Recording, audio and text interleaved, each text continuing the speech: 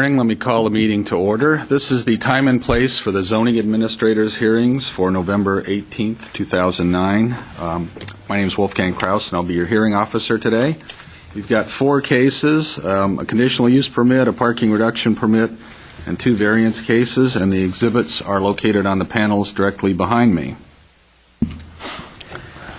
Now, with regard to the conditional use permit, which is the first case, under the provisions of Title 30, Chapter 30.42 of the Glendale Municipal Code, a conditional use permit can be granted if 4 required findings are present, and they are: the proposed use will be consistent with the elements and objectives of the general plan. Number 2, that the use and its associated structures and facilities will not be detrimental to the public health or safety, the general welfare, or the environment. Number 3, that the use and facilities will not adversely affect or conflict with adjacent uses or impede the normal development of surrounding property. And 4, that adequate public and private facilities, that's utilities, landscaping, parking spaces, and traffic circulation measures are or will be provided for the use. And let's see, with regard to the variances, under the provisions of Title 30, Chapter 30.43 of the Glendale Municipal Code, a variance can be granted if 4 required findings are present. Number 1, that the strict application of the ordinance would result in practical difficulties or unnecessary hardship inconsistent with the general purposes and intent of the ordinance. Number 2, that there are exceptional circumstances or conditions applicable to the property involved or to the intended use or development of the property that do not apply generally to other property in the same zone or neighborhood. Number 3, that the granting of the variance will not be materially detrimental to the public welfare or injurious to the property or improvements in such zone or neighborhood in which the property is located. And 4, that the granting of the variance will not be contrary to the objectives of the ordinance. And back to conditional use permits, for applications involving the sale, serving, or consumption of alcoholic beverages, there are also 5 criteria that shall be considered in making the findings that I mentioned in the beginning.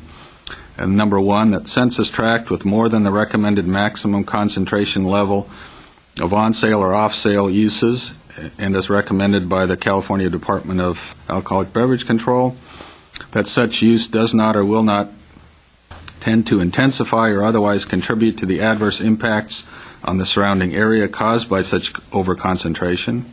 Number 2, that the crime reporting district location of the existing or proposed use with a crime rate which exceeds 20% of the city average for Part 1 crimes, as reported by the Glendale Police Department, that such use will not tend to encourage or intensify crime within the district. And number 3, that the existing or proposed use does not or will not adversely impact any church, public, or private school or college, daycare facility, public park, library, hospital, or residential use within the surrounding area. Number 4, that adequate parking and loading facilities are or will be provided for the existing or proposed use, or other reasonable alternatives satisfy the transportation and parking needs of the existing or proposed use. And 5, that notwithstanding consideration of the criteria in subsections 1 through 4 above, the existing or proposed use does or will serve a public necessity or public convenience purpose for the area.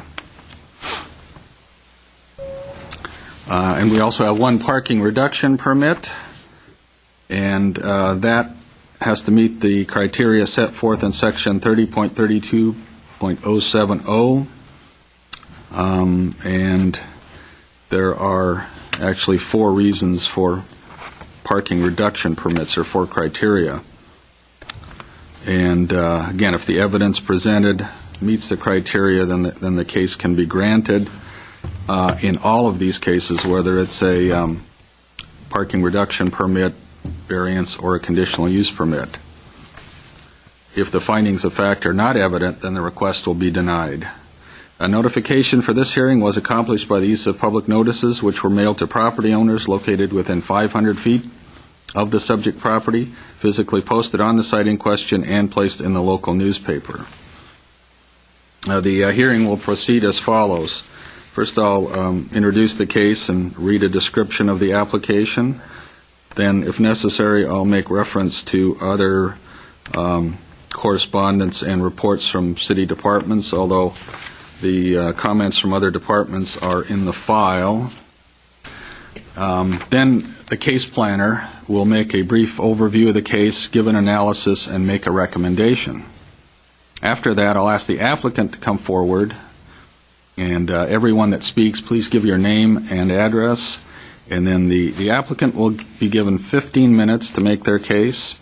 After that I'll listen to any other interested parties within a 3-minute time limit, whether you want to speak for or against the case. And if necessary, at the end, I'll give the applicant a chance to make any closing comments within a 5-minute time period, and that's really to address previous comments that might have been made by other speakers. After that, I'll close the hearing and take the case under submission. The actual decision will be in writing, be in the form of a letter that's sent to the applicant and to all persons who have either spoken today or will speak today and or have submitted written responses and who have also provided their name and mailing address. The date of the decision is the date that's on the letter. Now, under the appeal provisions of Title 30, Chapter 30.62 of the Glendale Municipal Code, the decision may be appealed to the Planning Commission within 15 days of the date of the decision. Anyone wishing to appeal can obtain the necessary forms and information from planning staff located in our permit center right here on this floor. And as James has reminded everybody, if you wish to speak, please fill out one of the speaker cards and provide it to staff. And in addition to being on television, we're also recording this on tape as part of the public record. So with that, let's open the first case, which is at 3459.5 North Verdugo Road. It's case number PCUP 2009-012, which was continued from October 21st, 2009, or perhaps it was taken off the agenda and re-advertised, I think. That's correct. Noticing error. Okay. The applicant is Jeff Zamiti, property owners Lawrence R. Moss, and Gabe Reza is the case planner. This is an application for a conditional use permit for the on-site and off-site sales, service, and consumption, that would be wine tasting, of alcoholic beverages at a liquor store located at 3459.5 North Verdugo Road in the C3 Commercial Service Zone, Height District 1, described as lots 8 and 9, Block 28 of the Spar Heights Tract. So let me turn to Mr. Reza and give us a brief overview and analysis. Good morning, Mr. Krause. Thank you. The existing liquor store has been in operation since 2006. The use is in keeping with the city's general plan. However, the sale, service, and consumption of alcoholic beverages require the approval of a conditional use permit.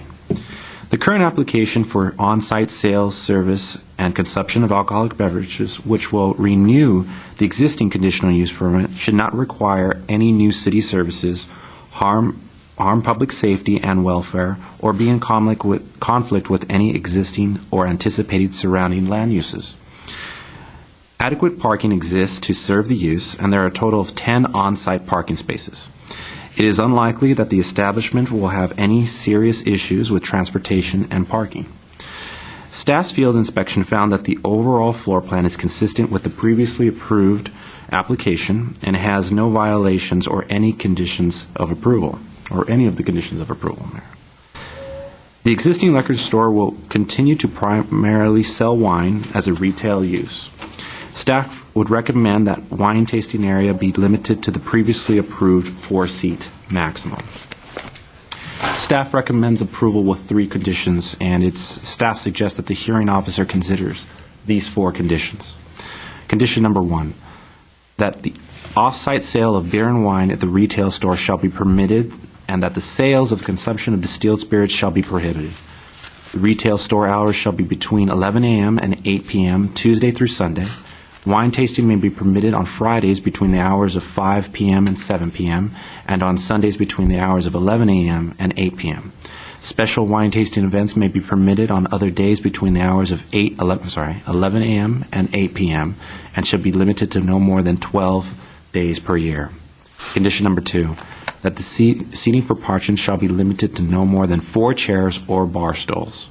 And the last condition, that the sales activity shall be limited to retail sales.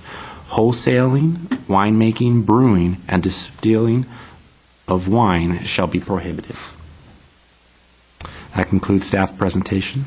I'd be happy to answer any questions. So you're recommending approval? Yes, sir. Do we actually have a floor plan that they submitted? Yes, we should. Is there one in the file? Absolutely. Should be in the file. We can retrieve that. Take a look. If it's there, just put it up. Yes. Thanks. Okay, then let me call the applicant, Jeff Samiti. Give your name for the record, please. Check. Good morning. Good morning. My name is Jeff Zamiti. I'm the owner of Rosso Wine Shop, located at 3459.5 North Verdugo Road in Glendale.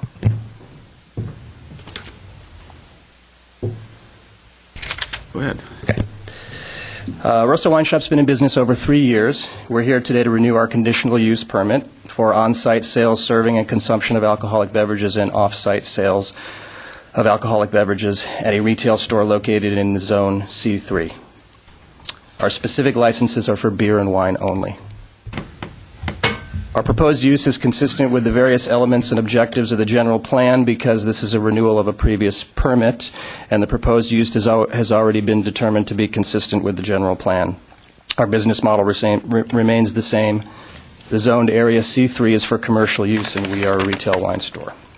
Additionally, the commercial service zone C3 permits on-site sale, service, and consumption of alcoholic beverages at a retail shop, subject to approval of a conditional use permit. This establishment is located in the C3 zone, where retail uses include alcoholic beverage sales. Serving and consumption may be allowed in agreement with the Community and Services Commercial Land Use designation and the land use element of the general plan. The proposed use and its associate structures and facilities will not be detrimental to the public health, safety, or general welfare, or to the environment, because, again, this is a renewal of a previous permit, and the proposed use has already been determined not to be detrimental to the public health, safety, or general welfare. There have been no changes to the structure or facility. We believe we are preserving the character of the environment and community. Additionally, the proposed use has not encouraged, intensified, or contributed to the adverse impacts on the surrounding area. This use and existing structure meet the intent of the zoning ordinance and has not been detrimental to the public health or safety, the general welfare, or the environment. The proposed use and facilities will not adversely affect or conflict with adjacent uses or impede the normal development of surrounding property because this is a renewal, and the proposed use has already been determined not to adversely affect or conflict adjacent uses of surrounding property. Our business model remains the same. The zoned area is for commercial use, and we are a retail wine store. Additionally, the existing structure has existed for many years and has not adversely affected or conflicted with the adjacent uses or impeded the normal development of the surrounding establishments and property. The facility is well situated on the site, and there has been no evidence submitted to indicate that this use is adversely impacting the existing facilities, property values, or normal development within the surrounding area.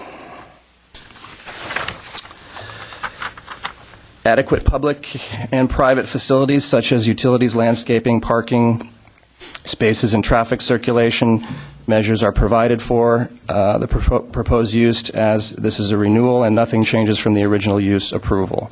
The proposed use and business model fit the scope of commercial zone and are compliant with all facility.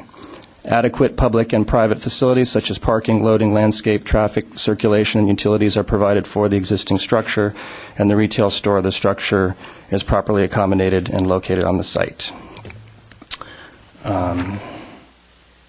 Specifically regarding the sale, serving, and consumption of alcoholic beverages, the existing and proposed on-site or off-site use is located in a census tract with more than California Department of Alcoholic Beverage Control recommended maximum concentration. It will not intensify or otherwise contribute to the adverse impacts It's a renewal. Again, we've been in business for over 3 years. There have not been any actions in the last 3 years that have adversely impacted the surrounding area. So no police intervention of any kind? None that I'm aware of. No reports, no disturbances on file for this location.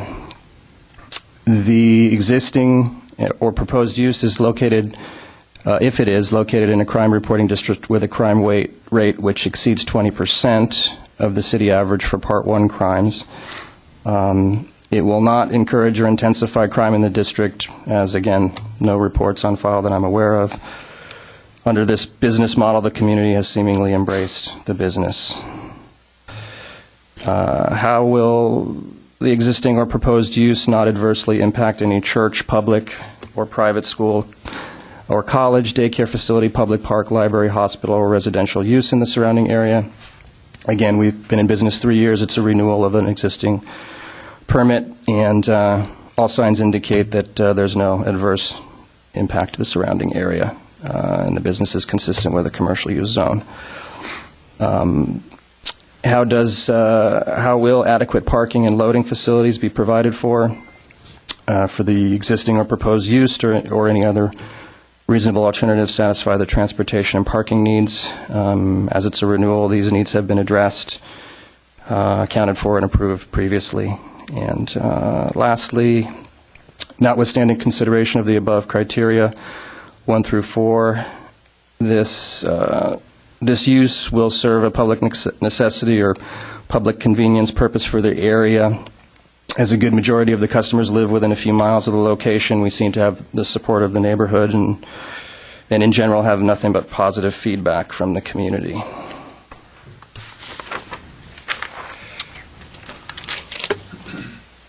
So most of your customers are fairly local? For the most part, yeah. Okay. Is there anything else you want to add at this time? Yeah, I can add that our initial conditional use period was for 3 years as we were a new business, and we're asking to extend our next period for as long as possible to help sort of spread out the 44% fee increase that we just paid over this summer. That'll give us, the best opportunity to succeed, hopefully. So we're asking for a 10-year period. We would like to have you take that under consideration.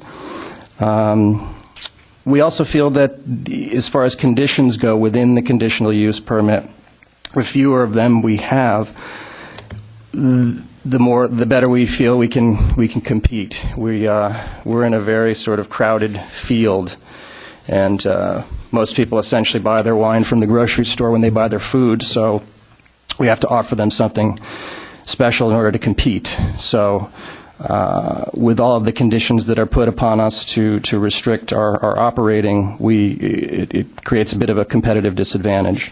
So what separates us and what drives our business is customer service and being able to, offer something like a taste during the week.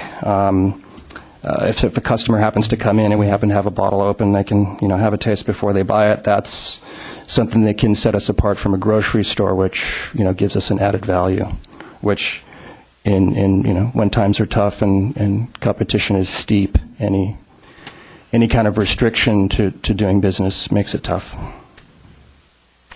And I did submit a letter as far as addressing some of the previous CUP conditions, but I don't think we need to go over each one specifically. You wanted more seats. How many were you talking about? Just not a restriction of 4. I mean, potentially I could add another 2, maybe even 3. But if you have 4 specified, then I'm stuck at 4. Yeah. If you look at the floor plan, there's really no way I sent a detailed one with racking and the wine bar area, and if you see that, I literally have enough space for maybe 7, 8 stools, if maximum. But 8 would be the most we could offer you without calling it another type of business. Right. Okay. Okay. Well, I wasn't aware you had requirements for. Yeah, if it's more than 8 seats, you become a restaurant. Okay. So. Okay. Well, I guess if it's possible to allow the maximum, that would help. Okay. Is the rear entrance available for customers? No? Well, it's an entrance, but it's primarily where employees park. Well, And loading, is and that some a yes loading. or no? No. That's not good. 'Cause you have to, if you're parking there, how am I going to get to your store? Oh, well, we're a storefront. If you see Verdugo Road, we have street parking, and because we're under 2,000 square feet, our actual space is 1,050. There's no parking requirement for that space. Well, there is a parking requirement for almost all uses. Well, what are the other two businesses that are there two other businesses on the property? And There what are. are they? To the right, we have a restaurant, and to the left, to the north, we have a retail baby store. Okay.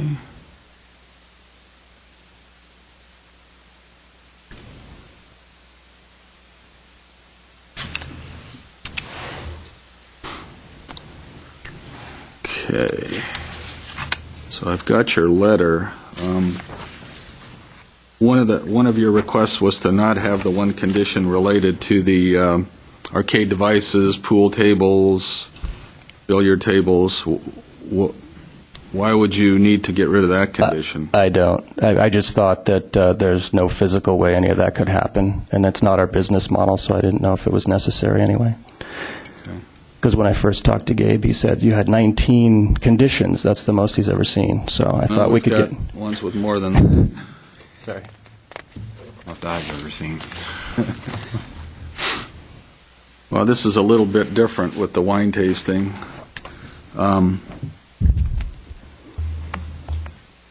Okay. And you do sell beer as well? We do. Okay, and it's all packaged. There's no beer tasting. Correct. It's all packaged. There's nothing on tap. No. Okay. We would hope to be able to pursue that in the future. That's one way to compete. There are quite a few wine stores around town that do offer beer as tasting, not necessarily on tap, but it's more of an artisan beer program as opposed to just sort of buying six-packs out of a cooler.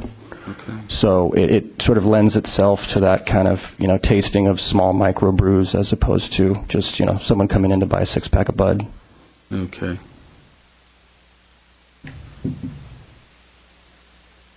There's no restriction on customers parking in the rear, is there?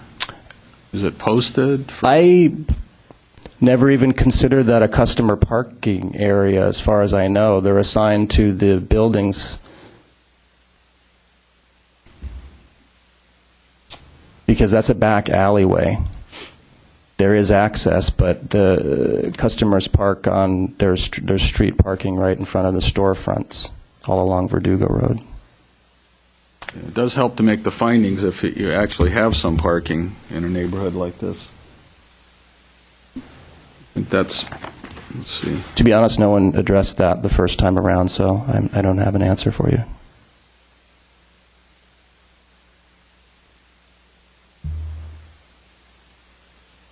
Okay, anything else? That's it. I don't see any other cards. Is there anyone else that wanted to speak on this case? No. Okay, well then, Gabe, did you have anything you wanted to add based on what you've heard? Actually, yes, for the record, Mr. Okay. Kraus, the applicant has received many letters in support of this application. All of the letters can be found in the file. Okay. All right, thank you. Then I'll close the case, take it under submission, and then I'll be issuing a decision shortly. Thank you. Thanks.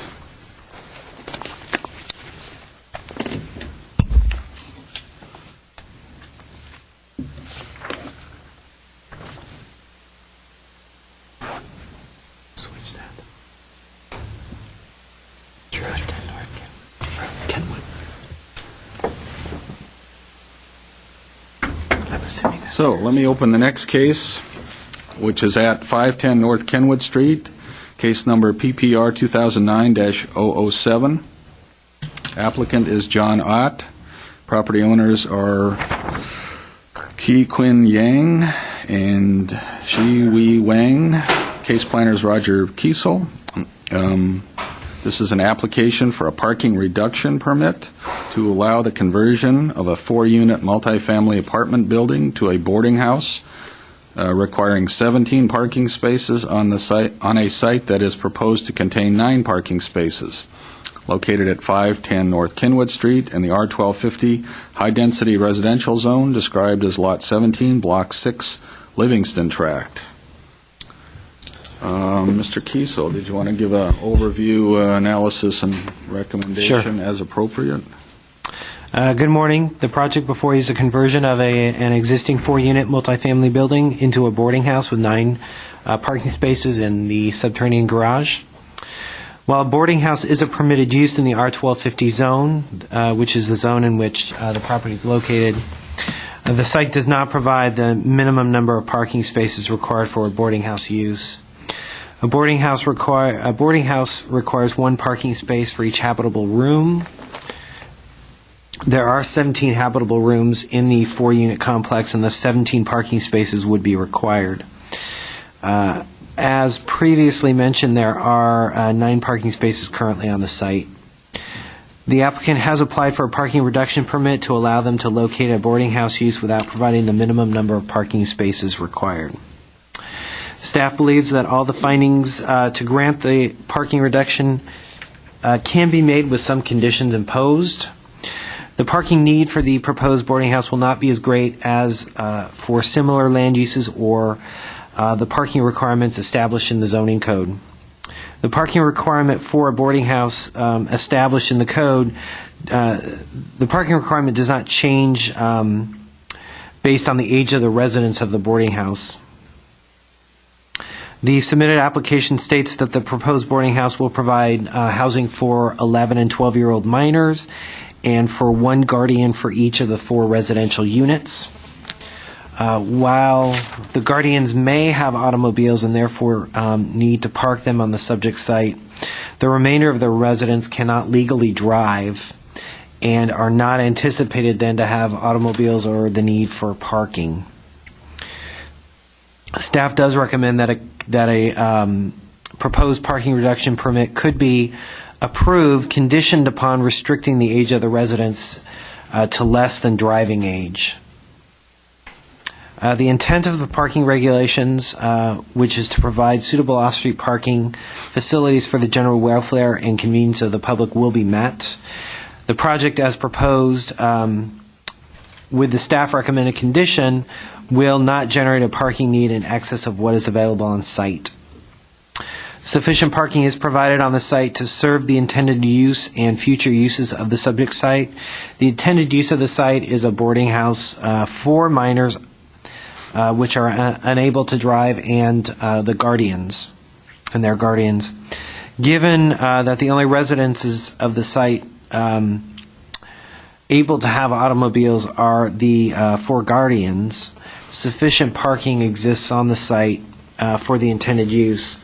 Should the nature of the boarding house change such that the residents are older children or adults which reside there, the suggested condition of approval, which restricts the age of the residents with the exception of the adult guardians, would not be met, and a new parking reduction permit application would be necessary to then assess the change in nature of the project.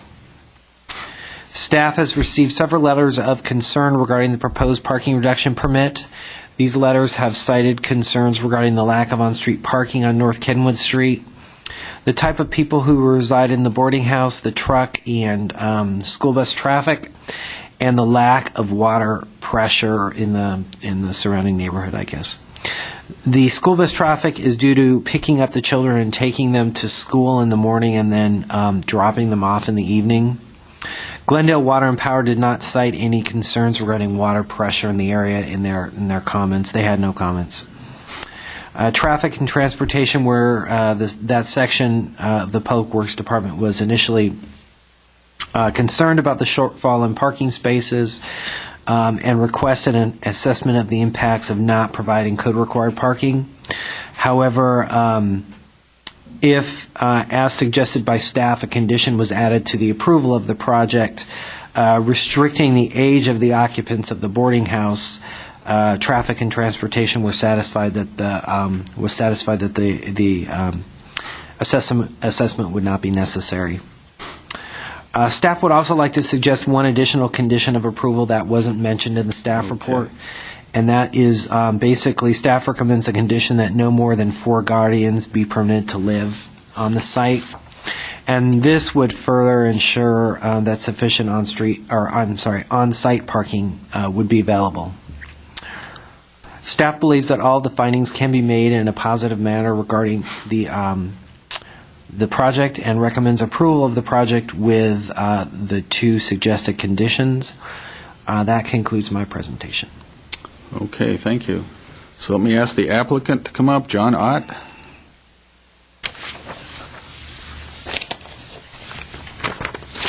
My name is John Ott. I reside at 3356 Dunsmuir Road, Glendale, 91206. The project originally, about 7 or 8 years ago, was a 4-unit apartment house. And the use now with underage children is such that it would not even be up to the requirements for parking as a normal 4-unit. These are very large 4 units, and if they had children that were in teenage, they would probably need 2 or 3 or possibly 1 or 2 cars on the street. The local people in that area should really be happy that we're only really taking 9 parking places underground and reducing the requirement for parking. It will end up being a lot less. And anybody in the area can walk down, go to the property, walk down the driveway to the underground. There is a gate there. And they can look through it, and they'll see, generally speaking, only 1 van, and that's Michael Fang's van that he parks there. He's the manager for the owners of this property, and he resides next door. I think it's 518 North Kenwood. In any event, if there was any change in the future, let's say 10 years from now or 2 years from now or whatever, and they ended up disbanding this, it's not the intention of the owners to then start renting out to adults and running a boarding house. Incidentally, there are 4 boarding houses there. Each unit is considered a boarding house, and that's the way the permits were taken out. All the work was done to improve the requirements to come up to standards for the fire marshal. We put in fire sprinklers, and there's been quite a bit of work done, a lot of money spent to comply with the city of Glendale's requirements. And if it was to be abandoned as the use under this particular reduction, I look at it as more of a technical thing. We're trying to comply with the city laws, and as a matter of fact, when we went in for the building permits, that was never even discussed. It was only discussed when we were closing out the permits, and they says, oh, by the way, you need to apply for a parking reduction, which of course we did. But it would be returned in the case that anything would happen, where we'd say want to change what was going on there. It would go back to a 4-unit. The owners might have to apply for a 4-unit. I don't know what the technical requirement would be there, but presumably that's what would happen. As far as the water pressure is concerned, Well, you don't even need to get into that because that's not relevant to the application. So Okay. This isn't a variance or a conditional use permit, so right. you need to worry about water Okay. pressure on a parking reduction Yeah. permit. Just looking at the parking, though, there should be no problem whatsoever, and everybody should go there and take a look, and if they have any questions, even talk to the manager. He's here Michael Fang right there. Okay. And maybe anybody that wants to talk can go outside of this room and discuss what's going on. But So the floor plan, the garage floor plan doesn't show any columns or posts in the parking area. Are there some? That's an awfully big span. yeah, it is. There are a couple of. Okay, because they're not shown on the plan. But as far as you know, it's kind of stock. It's the way it was originally Oh, designed. absolutely. Okay. We have the original plans from the original architect. Okay. And there's a security gate, you said? Yes, there is. Okay. And the school bus is kept off the property? It's kept over at the school. Okay. They come out, pick up the children, and sometimes they come out in the front area, and the kids quickly load, and they're gone for the whole day. So how many children are there altogether? There used to be more, Yeah. and it was varying all the way up to 60. Okay. And now there's a restriction that's been put on by the fire marshal that they could house 9 children upstairs, and that's those 9 times 4 is 36. Times 4, okay. Yeah. And of course, there's 4 chaperone type people. They're not legal guardians.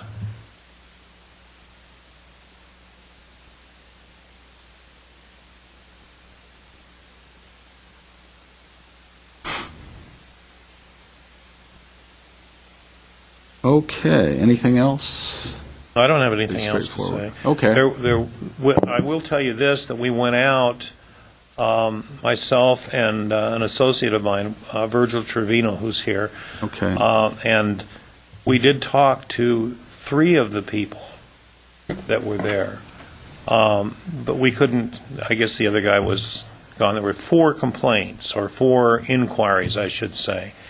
And the one that we couldn't contact, which would have been kind of interesting, was the one who said, gee, we can have all sorts of drug addicts move into a boarding house, and there'll be tons of cars, and we shouldn't have a parking reduction. Of course, that's not going to be the case, because we do have conditions on this. And my understanding is that when we violate those conditions, the conditional permit might become null and void. Well, we'd have to revoke it, yeah. Yeah, But yeah. It effectively, may that's take what a would few happen. days or a while. He also said he didn't want to have any sexual perverts. Well, I don't know too many 11 or 12-year-olds that are sexual perverts, so that's kind of a moot question. What's the age range? 11 to 12. 11 to 12. Yeah, and they're essentially like exchange students from China. They're all Chinese.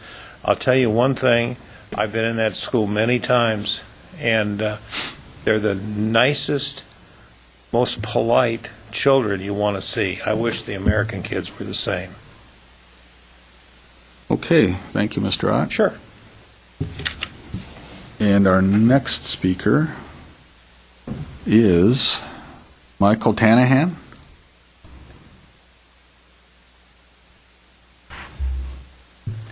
Morning, gentlemen. Good morning. My name is Michael Tanahan. I am a resident of 515 North Kenwood Street, right opposite side of the subject building. And on the meantime, I am president of Homeowners Association for that building for past 18 years. And I've seen this building when they changed this to this whatever they are now. There was numerous construction works on their building and rebuilding and then demolishing because they were not obtained proper permits. They did something illegally, and then city instruct them to demolish these things and then do it again. So it make our life miserable down there because of the construction works, just the dust, the tracks, the cutting stones, and that type of things. And it was ongoing. Thanks, Lord, in this time, they come down in a proper way and they're asking for a permission in order to do whatever they want to do it now, to reduction of the parking space. So for the present time, with the situation they have, most of them are children, and the gentleman was correct, they were real polite, and my window is opening exactly to their building, 2 of my windows. Every day, I want or not, I'm seeing whatever its activity is going on in that building. So what is happening, the children are real polite, everything is fine, and they are not driving. In this situation, is perfect. I mean, there is no problem to having nine parking spot, and I agree with that. But if anything change in future, for instance, if they're going to somehow change the situation, whatever it's not now is going to change to something else, I strongly recommend that this must be somehow reconsidered. And then if they sold the place and it goes to somebody else, and then this guy wants to do something else also, so this permit must be revoked, and then new permit must be issued for the new owners, whatever they want to do it in future. So that was one of my suggestions. The second one, these children, sometimes they have visitors. They're coming, either their parents or their families or something. So I strongly recommend that. I'm quite sure they're calling in advance of time and asking for timing to come down and see them, so they can open the door of their subterranean garage to let them get in to park in a guest parking or something. So that will help us in this situation. And and finally, the gentleman was talking about 2 buses, 2 times buses. They're coming 7:30 in the morning and about 5:30 in the afternoon. Can I? Yeah, if you could just wrap up, thanks. Yeah, it is. So what is happening? That's correct. They're coming. It's taking only 10 minutes. They're just taking children out and then loading again. Okay. But there are once a month or maybe once every other month, which they're taking them a tour or something. Then tour buses, they're coming and standing there like 9 or 10 o'clock in the evening and keep working and working for half an hour, 1 hour, that engine running, blah, blah, blah, blah, blah, like that, you know. And it's next building is us, and our bedrooms and everything is there. So if they can somehow consider these things, to be cautious what they're doing. And that's it. And thank you very much. Thanks. Okay, the next speaker is Noel Johnson.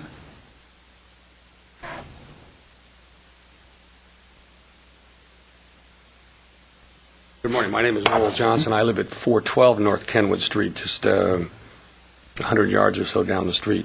I'm here in response to the letter I received from Mr. Kiesel through the mail. And I'm the gentleman that Mr. Ott referred to as who wrote the letter addressing the issue of the type of occupant that might be in this boarding house. I wrote the letter and raised those issues because the information from the city was unclear as to what sort of occupants would be in this boarding house. In fact, it was silent on that issue, as I recall. Given Mr. Kiesel's explanation and the letter that I received from Mr. Ott discussing the conditions, particularly that the residents who will be living there will be under the driving age, and secondly, there will only be 4 guardians, I have no objection to what the city is proposing. Well, we're not proposing it. The applicant's I'm sorry. proposing it. No, But yeah, obviously, their whole case is based upon the fact that the children are not driving age. So if we do approve it, then there will be a condition like that placed on it. The only other thing that I would add is, along the similar lines that the gentleman just spoke, that there be a further condition that either that you're granting them this, I'll use the term variance, which is probably incorrect, well, parking reduction for a specified period of time, i.e. 5 years, and or that until the time the building is sold. So yeah, well, we can't do the latter because the ownership. Anyway, the who doesn't really matter. That way, it's the what and the it'll where. give the city a handle on the situation. The only real concern I had was not so much the parking, was the tenancy, if you will, there. And I've walked the property. Mr. Ott is correct. They are fairly large units. But if there's a guardian in each unit has 3 bedrooms. So let's, for the sake of argument, assume the guardian has 1 bedroom. That would leave 2 bedrooms for 9 children in each of those units. So that means we're cramming 4 or 5 kids per bedroom. This seems to be an awful lot. I mean, I'm amazed when he said earlier that there were as many as 60 children living there, which would have meant there were 8 or 10 kids per bedroom, which seems a little bit Dickensian, given Yeah, I hear now in the that. 21st century. Yeah. Other than that, I have nothing else. Thank you very much. Okay, thank you. Ken Hounsell, the elusive Ken Hounsell.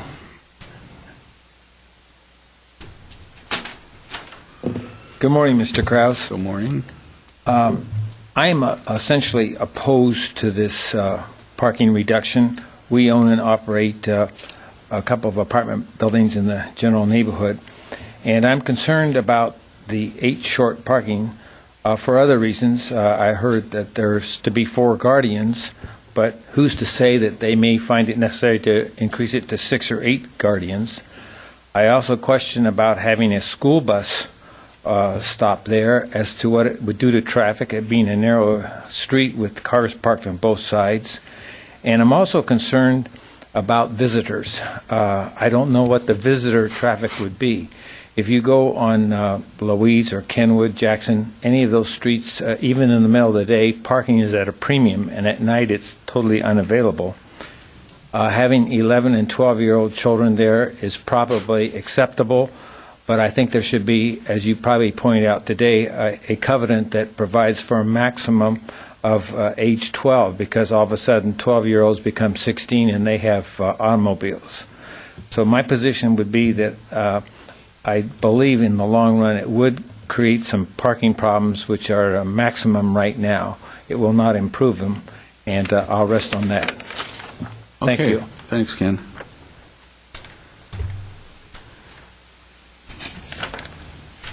Next speaker, Carlos Zavala.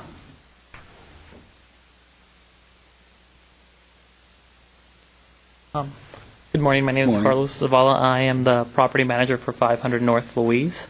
Building pretty close to Kenneth, where the proposed parking reduction.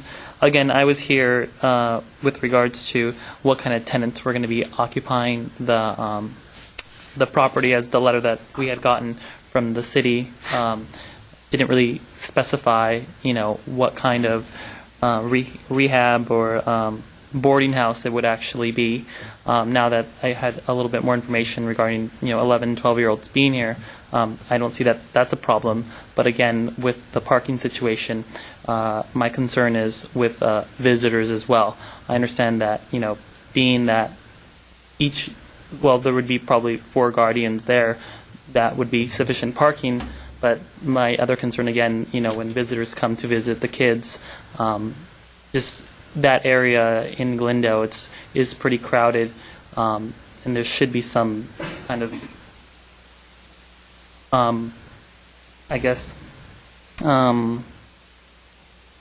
restriction as to maybe when they could come, or the times to the visitors. Something, just because we know that area is highly. Yeah, that would be very difficult to apply and enforce. Yeah. So I don't want to get your hopes up that if we do approve it, we'd have a condition Right. restricting when people can come and go. That just doesn't work. Yeah. But that's, my main concern is just parking in the area when. Yeah, it's obviously I tight. don't know. What the situation was when there was, 90 kids there, as far as what the visitor Yeah, situation. well, it sounds like that wasn't authorized. So Yeah, clearly. I don't know what the situation. Do you know what the situation was like when it was just an apartment building? Were you there 7 or 8 years ago? No, I wasn't. Okay. So, but that's just what I wanted to speak to. Okay. That's pretty much what I have to say. Okay. All right. Thank you. And Virgil Trevino? You're going to pass. Yeah, I got that impression. Okay. Applicant, Mr. Ott, did you have any closing comments that you wanted to make based on what you heard? And if you could just sort of address, you don't have to repeat anything, just I'll try not to. if you want to address some of the concerns. Mr. Hounsel, suggested that we might have a lot of people visiting. Let me just make something clear. These people come from China. These are children. They pay for education in the United States, and that's what the school is actually providing. This is just a place where they reside. But their parents reside in China. So the visitor traffic is something you applaud because it doesn't happen very often. Now, keep in mind, I understand that's the current situation, but there's no way we can put a condition on that the parents live in China or any other country. No, I understand, or any but other state. I would say that you don't really have to be too concerned, and I'm really talking to Mr. Hounsel, that it's really not a problem. Okay. If they have one or two parents that come in a month, that's a lot. And certainly there's plenty of on-site parking down below for that particular thing. And I don't think there's any problem with the owners. And Michael, you might listen carefully because I'm going to ask you a question in a second.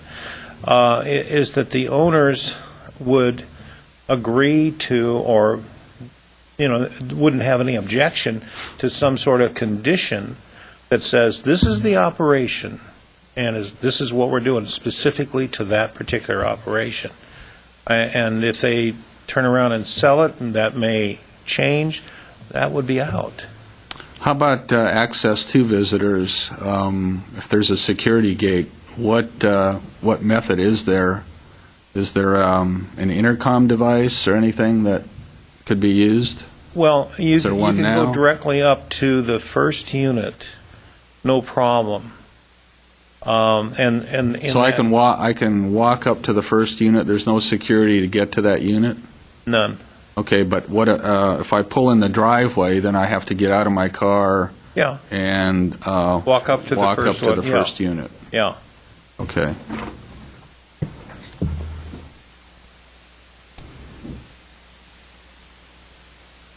Okay. All right. Anything else? No, that's it.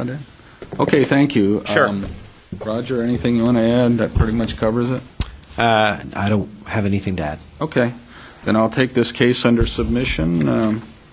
We did get before I close it, a petition signed by some people that are opposed to it, but no reasons are given. Oh, I haven't seen that. Yeah, that just got dropped off. Okay. Dropped off this morning, apparently. Okay. Okay. There was emails also. Yeah, those are all in the... Yeah, those are all in the file. I'm sorry, I should have clarified that. They're in the file. Okay.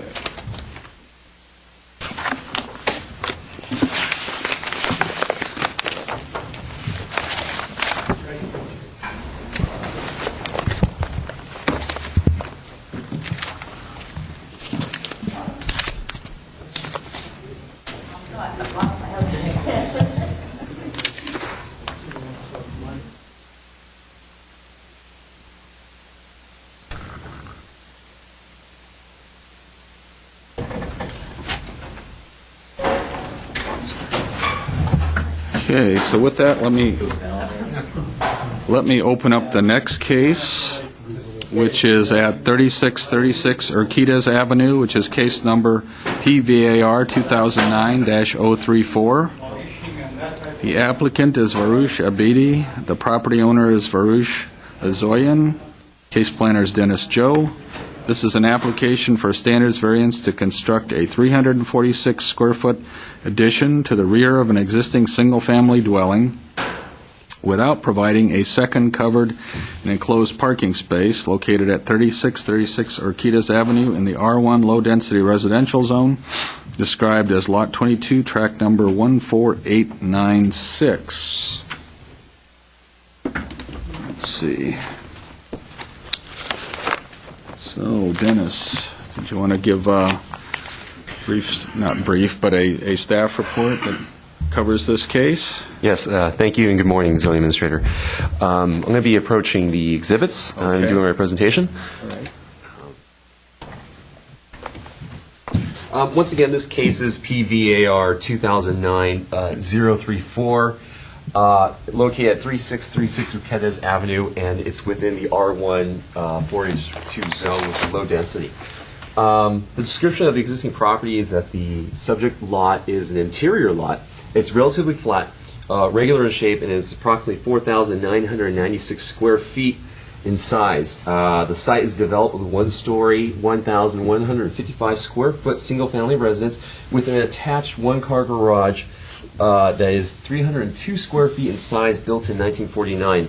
The proposal of the project, once again, is to construct a rear addition that is 346 square feet at the rear with a conforming setback.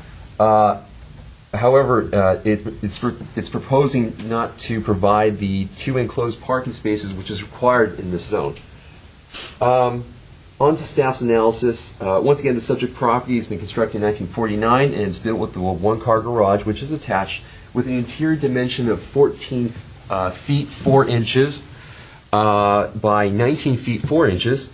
And the legally non-conforming setback in the front is 22 feet 6 inches from the front. And it has a legally conforming setback at 4 feet 6 inches on the side. It is staff's opinion that the zoning code requiring the applicant provide a second covered and enclosed parking space will result in practical difficulty or an unnecessary hardship. One of them, if the one-car garage were to expand, or if they were to provide a second enclosed parking space into the interior setback, it would require an additional variance because the setback is 4 feet. If it were to expand into the existing floor area, it would have to demo this portion of the area and modify the existing structure entirely in this area, and would require some demolition. As a result, it would result in some in unnecessary in a hardship, which staff would believe that if this were to be proposed elsewise. It's not believed that 300 square foot bedroom at the rear will increase the parking demand of the home. It is an additional third bedroom. However, granting the specific variance request for the second of an addition without providing the second enclosed parking space, staff believes it would not be detrimental to the public welfare, nor will be contrary to the objective of the ordinance, since the project will remain a single-family home. On to staff's recommendations. Staff recommends approval due to the project's small scale without any conditions. This concludes staff's presentation. The applicant is available here, and I'm available for questions. Okay, thank you, Dennis. There was an addition done to the house after 49, right? That's correct. Okay, so that, At the rear. at the rear, okay. Okay. We have one card by Orbel Kashishian, who's identified themselves as the applicant, although they're not. So could you explain what your relationship to the project is? My name is Orbel Kashishian. I work with the applicant, Varush Abedi. And unfortunately, he couldn't be present today, so Okay. I'm going to go over what's going on with the project. The project address is 3636 Urquidez Avenue, Glendale, California, 91208. The owner request is to maintain an existing 14 feet 4 inches by 19 feet 4 inches interior dimension of a one-car garage for an existing 1,155 square feet single-family residence in R1-2 zone, and with a proposed expansion of 300, it's actually 324. They reduce the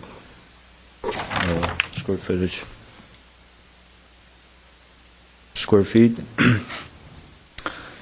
And the strict application of the provisions of the ordinance would result in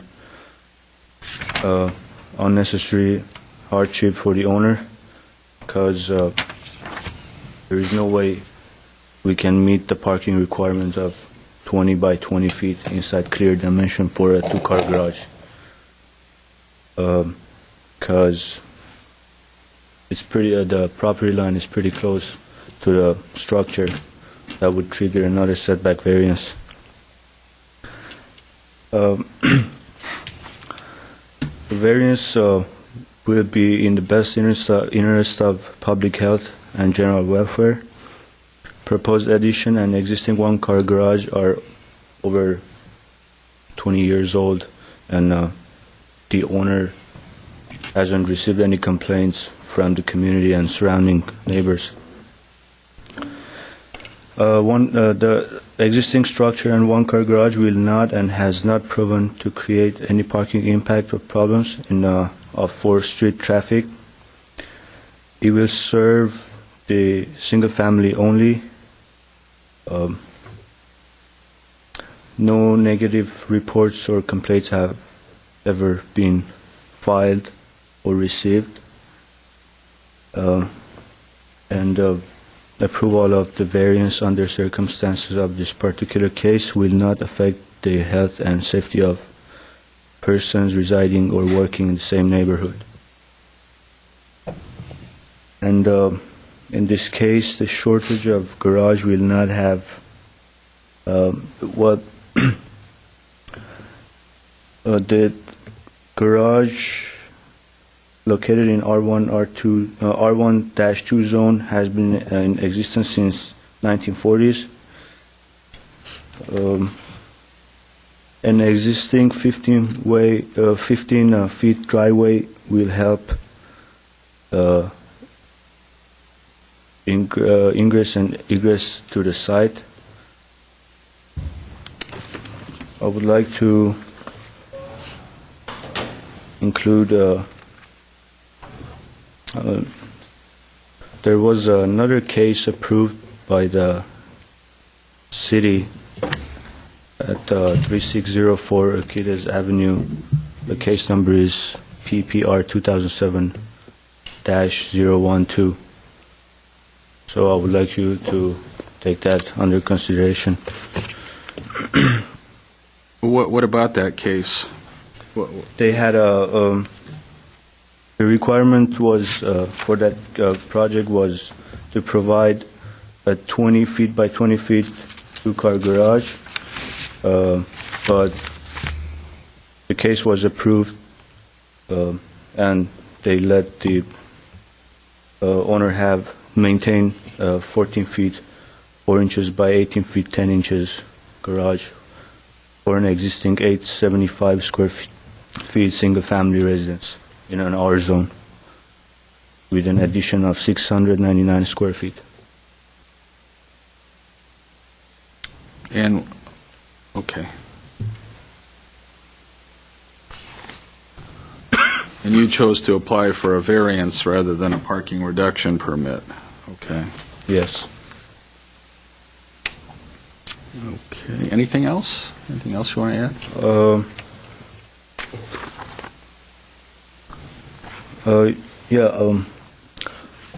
We also meet the requirements for, if we get this approved, for a floor area ratio, which is 30% of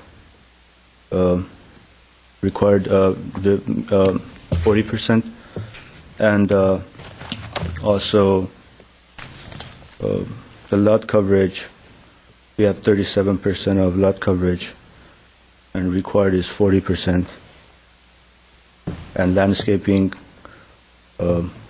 we have 43% for landscaping. That's all I want to say.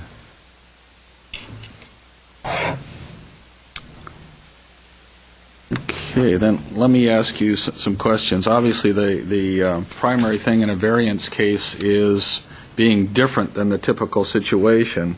So how would you generally describe this property, this situation as being different from the typical situation that the code anticipates requiring additional parking for. How is this different than what's in the neighborhood or in the R1 zone? Well, first of all, the lack of space, that there isn't enough space to provide a second second enclosed car garage. And how is that different from everybody else? Does everybody else has space and you don't? Well, like is that I what said, you're saying? there is another case that was approved with the same condition. Okay, but I'm asking about your property. What you're saying, essentially you're saying everybody else has room to provide, to easily or more easily provide the two-car garage, and this property doesn't. That's essentially what you're saying. I'm not sure about the other properties, but that's the question I'm asking: is why is this so different? Why is this so different that the general rule shouldn't apply? The only thing I can say is the lack of space, and we don't have enough space for a second car garage. And we have space in the rear area, but there is no access to the rear. So,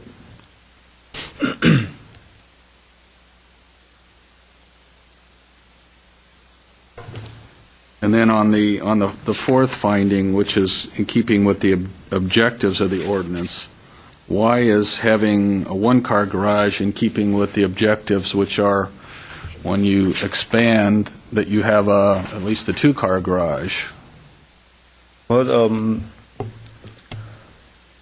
the code is to provide and guarantee health and for general public of the surrounding neighborhood by minimizing traffic, and our client, they have on-street parking, which never created a problem, and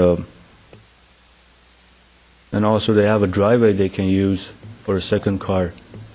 Well, how many cars does this, not that it's critical, how many cars does this family actually have? Two. I think there are two. You think there are two? They have enough space on the street. There are spots, so everyone parks there, and there hasn't been any problem.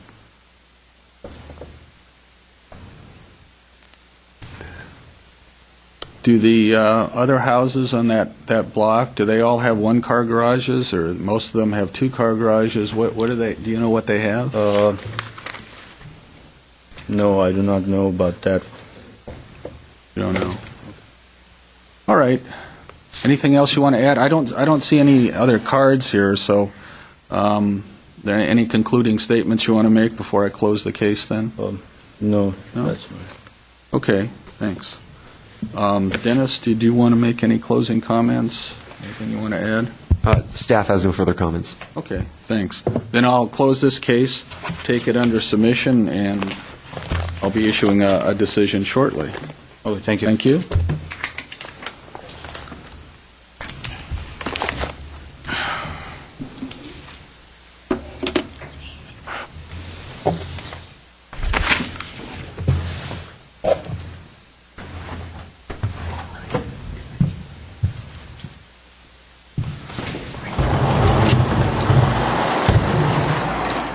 Then, There they are. thank you, James. Then I'll introduce the next case, which is at 3165 Buckingham Road. This is case number PVAR 2009-035. Applicant is Joe Kurdoglanian, also the property owner. Case planner is Milka Toledo.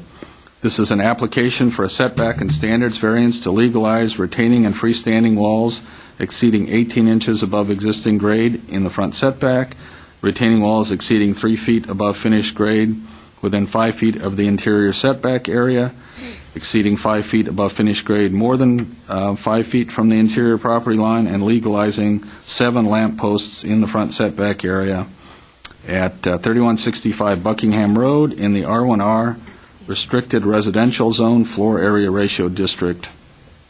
2, described as lots 14, 15, 31, and a portion of Lot 30, Block 3, Tract 9328. Ms. Toledo, did you want to give us a brief staff report, or not so brief staff report, as you choose? Not so brief. Okay.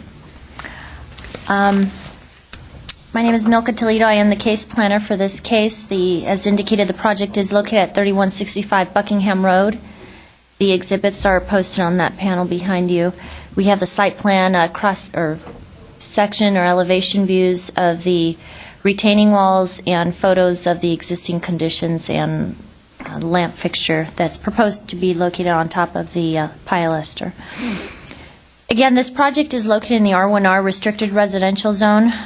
The property has a double frontage. The front of the house faces Buckingham Road and the rear faces Linda Vista Road. It is developed with a single-family house and an attached garage. The topography consists of sloping terrain both at the front and at the rear. However, the house is located on essentially a relatively flat pad. There were no major comments from city departments, including the engineering department. They didn't have any significant issues related to the proposed variance request. The project involves legalizing 2 retaining walls.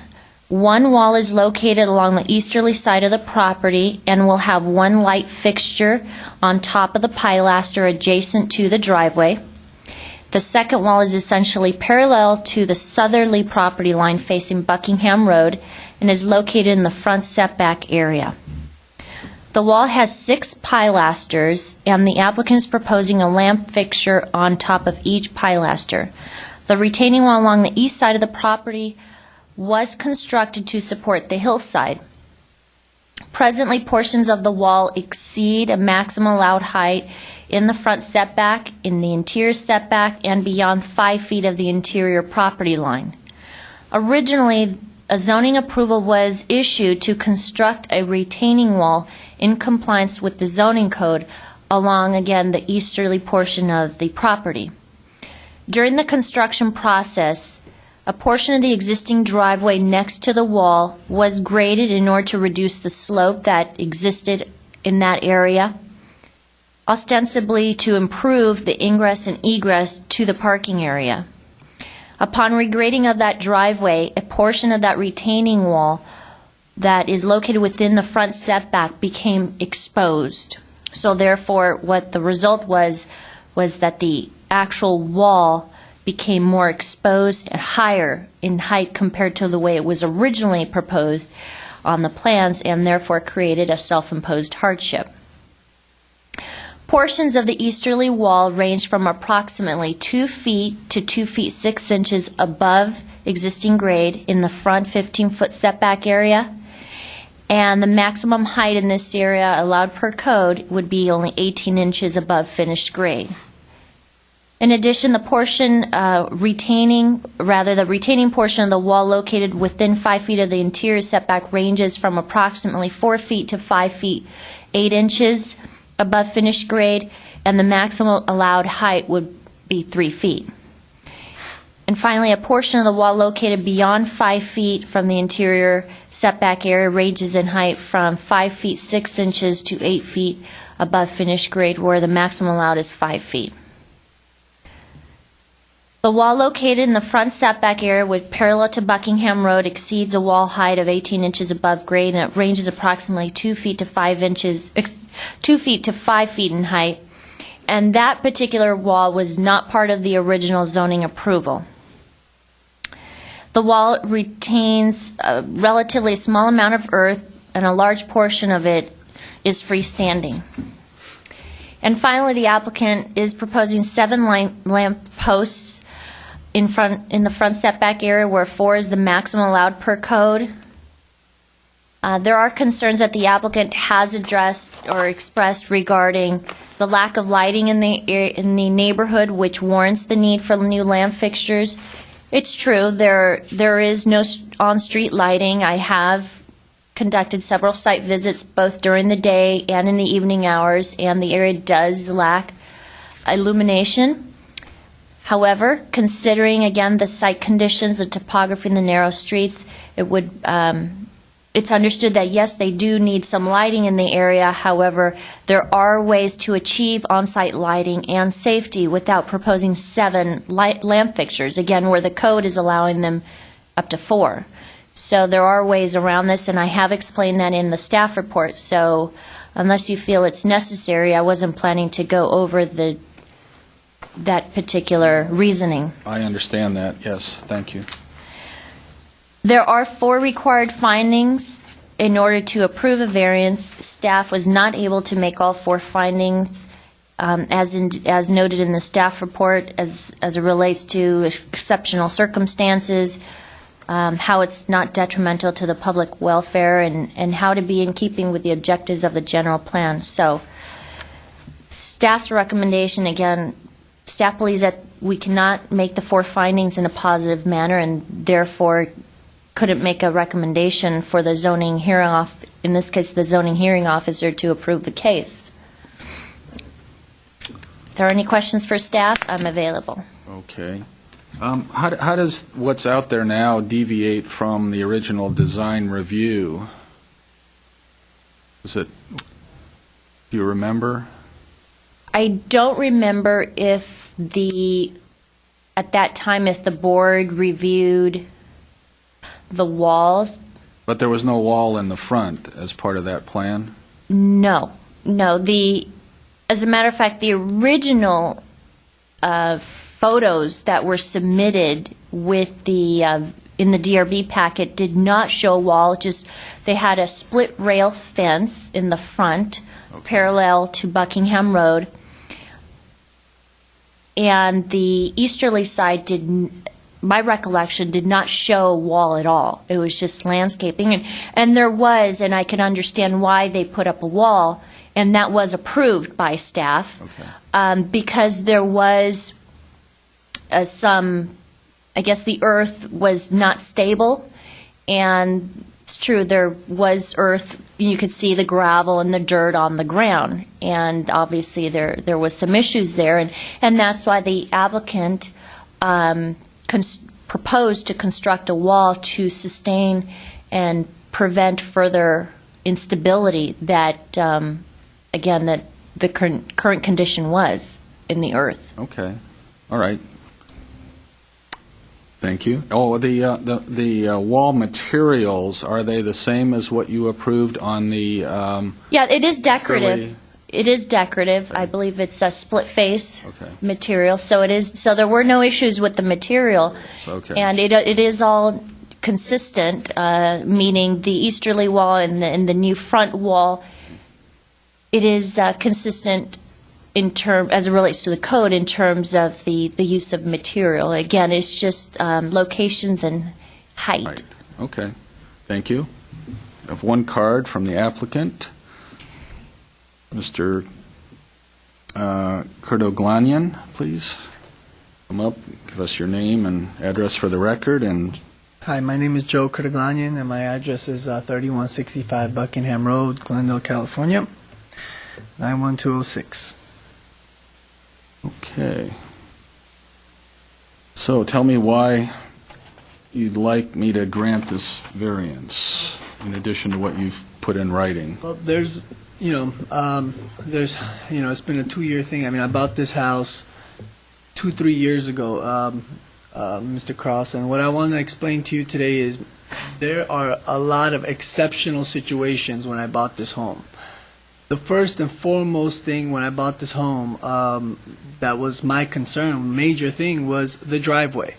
It's how you get to my house. I'm one of the only houses up in that area that actually have a driveway. Everyone else is mostly have hillside homes with they park right in front. I have a winding driveway that goes up to my house. Going in and out of that area, it was a huge concern. When I bought the house, you couldn't even drive up the driveway. It was an asphalted driveway on the left side where that mountain is.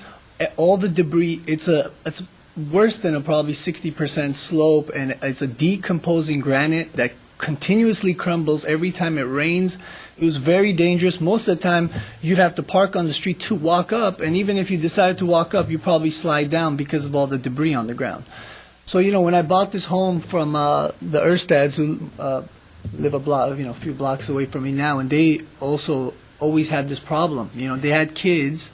When I bought the house, the front part where I built that wall, they had a fence, just a wooden fence, and in the front, it's a huge steep angle going down too. It's so easy to tumble over that, especially if you have kids or you're just coming into my house. You're going to have to face two difficult things coming into my house. When you just, even whether you're driving up or you're walking up, you're going to have to face this hillside on the right that you could tumble over, and you're going to have to deal with this huge mountain on the left side that constantly, through the rains, there's no drainage system, nothing. Everything's going into the driveway. And the driveway is already pretty steep. Most of the neighbors in the entire neighborhood, their driveways are pretty steep. So to go up and out, I would say it was almost impossible. So when I bought the home 2 years ago, of course, I got permits to build a home. I did a remodel, which became extensive. I put a lot of money into making, my house one of the nicest homes in the neighborhood and making that neighborhood really nice. And all my neighbors supporting what I had done to make it nice.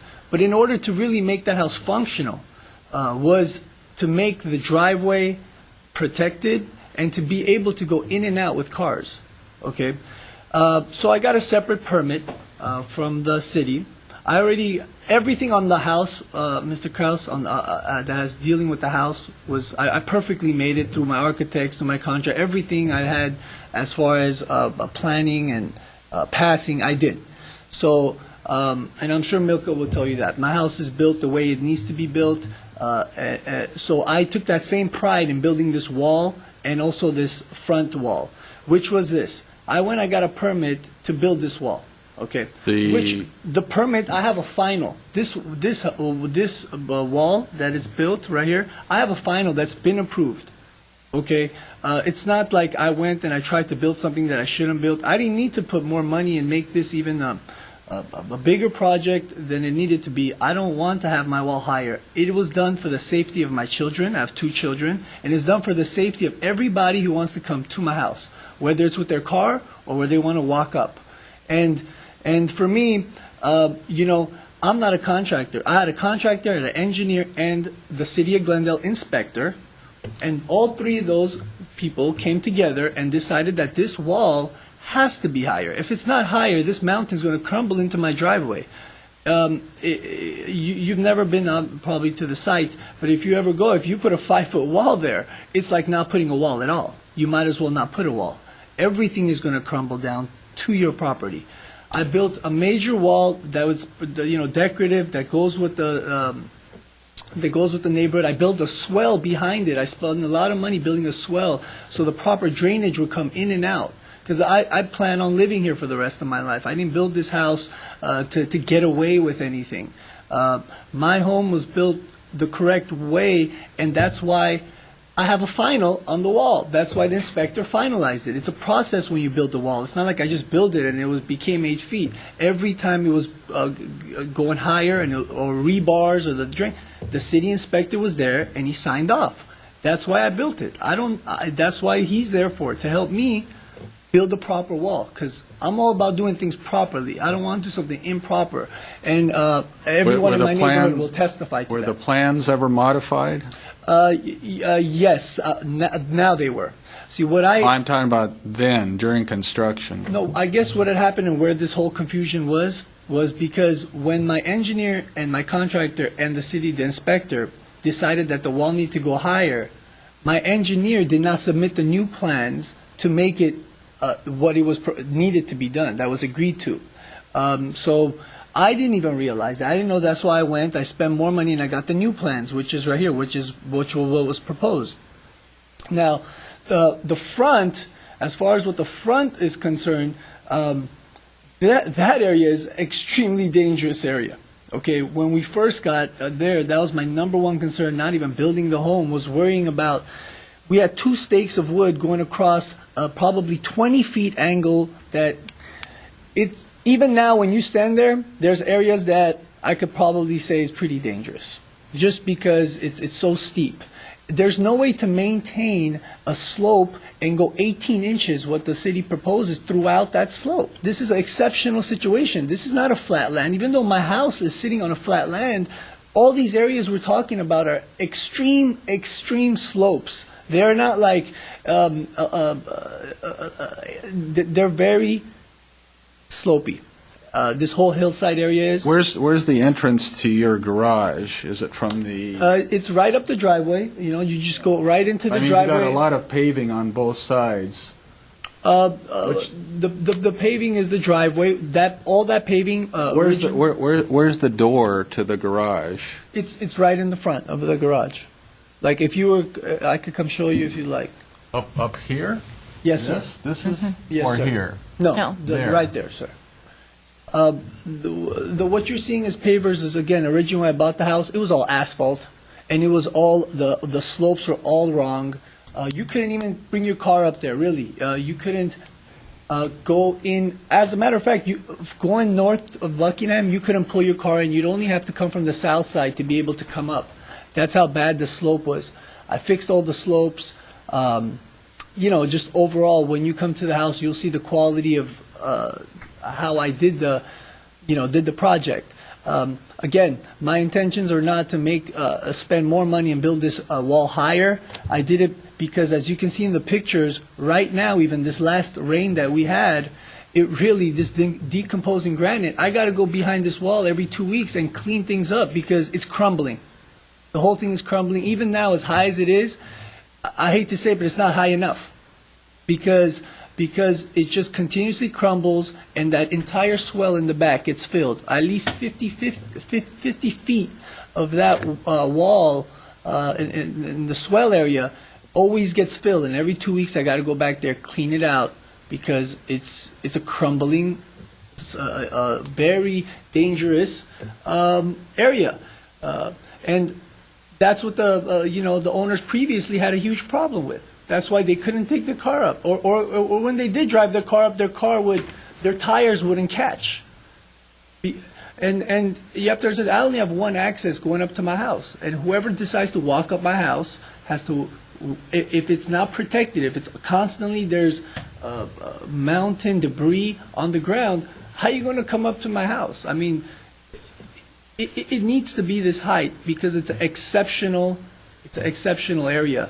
Okay, it's an exceptional situation. My driveway, the slopes, everything was done the way it needed to be done. But why no permit for the front wall?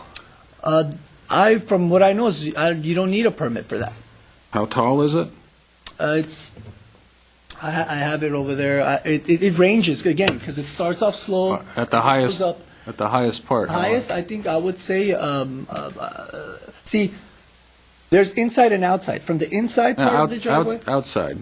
I would say about 4 feet. Again, I have the exact there. 4.5 requires a feet. permit. I'm sorry. That requires a permit. Okay.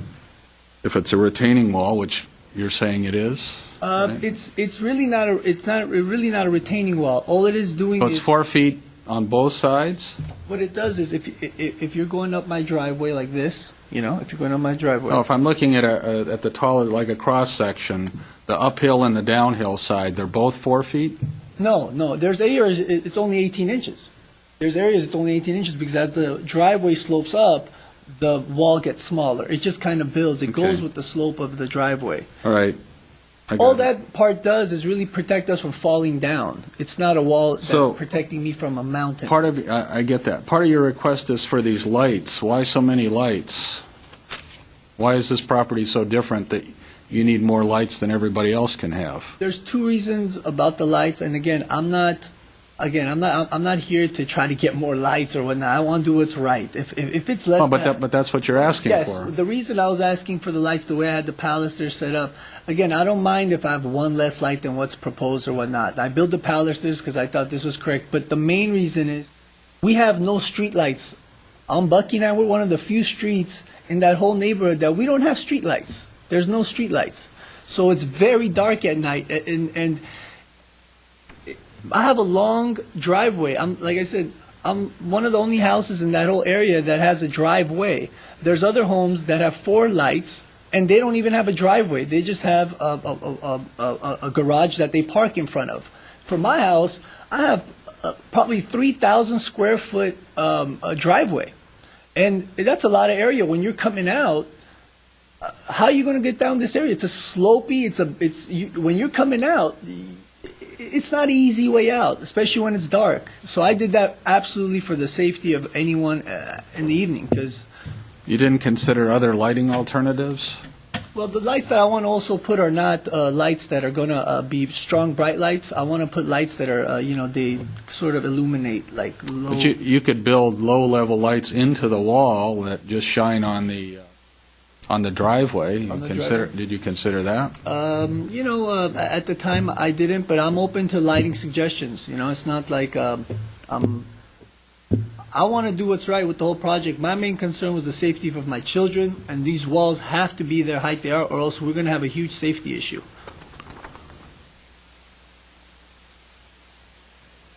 Okay. Anything else? That's it. One of That's my it? neighbors wrote a letter, and Okay. I guess I can give that Sure. to you. Is that in support? Yes, sir. Okay. We'll put that in the file.